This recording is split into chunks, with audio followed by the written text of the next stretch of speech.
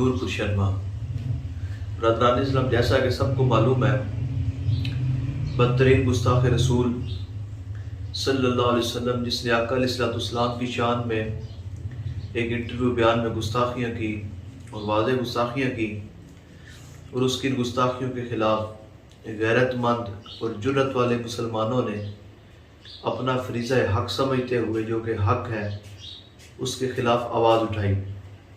جب آواز اٹھائی گئی تو رضا اکیڈمی نے اس کے خلاف ایف آئی آر درج کروانے کا بھی کیا کام۔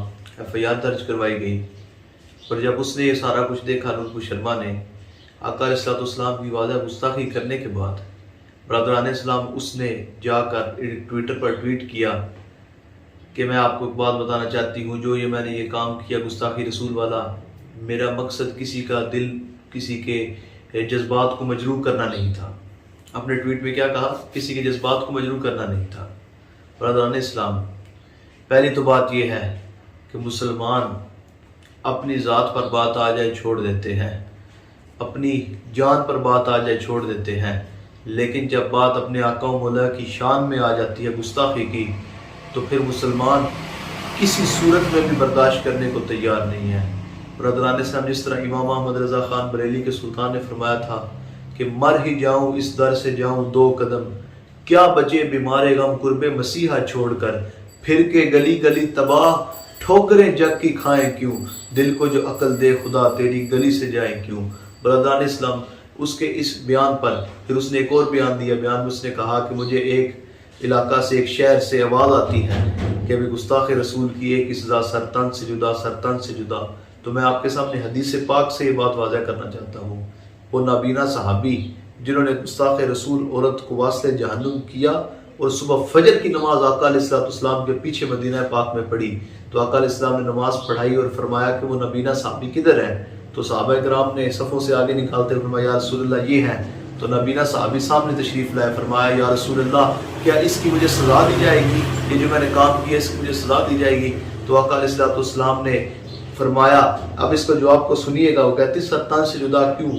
ہم مسلمان، ہمارا ایمان یہ ہے۔ آقا علیہ السلام نے ارشاد فرمایا، صحابہ اگر کوئی ایسے شخص کو دیکھنا چاہے جس نے، اس صحابی نے فرمایا یا رسول اللہ عدالتیں آپ کی ہیں۔ نابینا صحابی فرمانے لگے یا رسول اللہ کیا مجھے سزا دی جائے گی؟ آقا علیہ السلام نے ارشاد فرمایا، اگر کوئی شخص ایسے شخص کی زیارت کرنا چاہے جس نے ماورائے عدالت اللہ رسول کی مدد کی ہو، تو اس نابینا صحابی کو دیکھ لے۔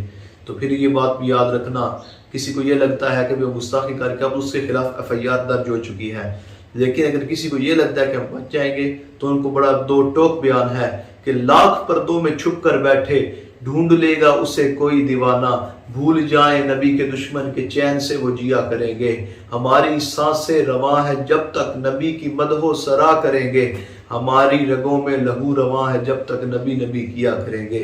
ہم آقا و مولا کے نام سے برادران اسلام وفادار ہوں گے، اور انشاءاللہ تعالیٰ کوئی ایک ٹوک موقف، دو ٹوک موقف ہمارا نہیں ہوگا۔ ہمیں جو بابا جی خادم حسین رضوی صاحب نے سبق پڑھایا اور ایک ہی بات بتائی، جوانوں رسول اللہ کی ذات پر بات آ جائے تو مر جانا، مٹ جانا، اور اپنے آقا و مولا کی گستاخی کو کبھی برداشت نہ کرنا، اور ایک ہی بات کرنا۔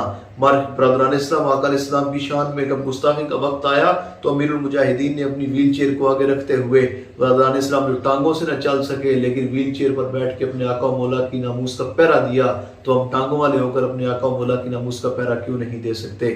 برادران اسلام، ہماری بس ایک ہی بات ہے، انہیں جانا انہیں مانا، نہ رکھا غیر سے کام، للہ الحمد میں دنیا سے مسلمان گیا۔